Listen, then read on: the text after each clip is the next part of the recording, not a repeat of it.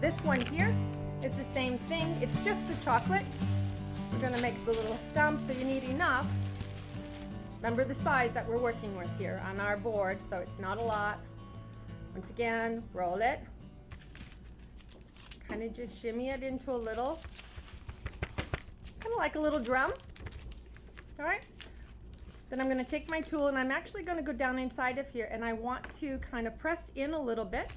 So that's the bark is up there, but you know, though, when the tree has been cut down, it's got all of those rings inside that are a little bit of a different color, but yet the bark still comes up the side. So I'm just cutting down into there. Then I'm going to take a little piece of the cream.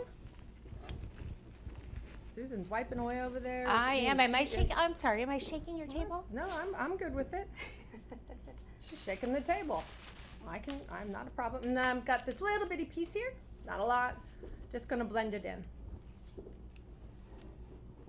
Kind of gives it that little bit of the centers from the trees when they come down. All right. Nothing hard. Then I'm just going to kind of place it down inside of there.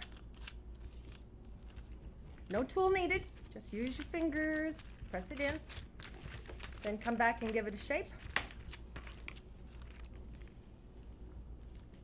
Gonna make sure it's down inside of there, bring it up. Then I have this little, now you can come back and you can vein it if you don't have, I'm gonna roll that a little bit to make it a little taller. All right, pat it down, all right. You can come back with your veining tool and do the same thing. Or if you happen to have one of these little tree bark, it's called the bark off the tree, and then you can just roll it. And I like the little knot, so I'm gonna roll it there, and then I'm gonna pick it back up, and I'm gonna roll it right back where that knot of that tree was. I'm gonna come back, and I'm just going to press that down. And we have a little stool to put by our fire.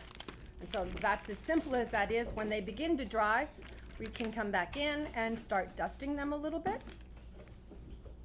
Dust always adds a little bit of life to everything. Doesn't have to be a lot, just here and there. What color are you using? Oh, what color am I using? I'm using dark chocolate. All right. I might come back and add a little bit of this chestnut onto it. Thank you for asking that. Oh, you're welcome. Yeah, so you see, you can age them a little bit too by putting a little white onto it. All right. While she's doing that, I'm just going to be rolling out a little bit of black, and this is going to be for the opening of our tent. And so I just need a little bit of a triangle shape. Okay. Okay, back to Peg. I've also made the tent has got little, what do you call these little pegs? No, they're not pegs, they are stakes. Thank you. They're the little stakes that go down into, on the end of the tent has those little loops that pull out. And so the tent gets this way. And then on the front of the tent, there's a rope that comes down, and this will also be holding that rope. And so we're going to make those, which is simply just making a little teardrop, a small little amount of fondant. Roll it into a ball always first, and then just take your hand and make a little teardrop on it, and then flatten the end of it. All right.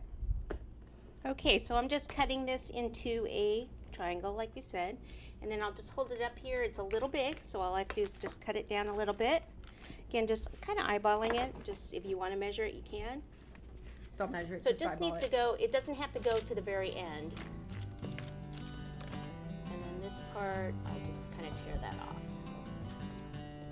Okay, Susan, would you like me to start rolling your fondant for you? Sure. There we go. All right.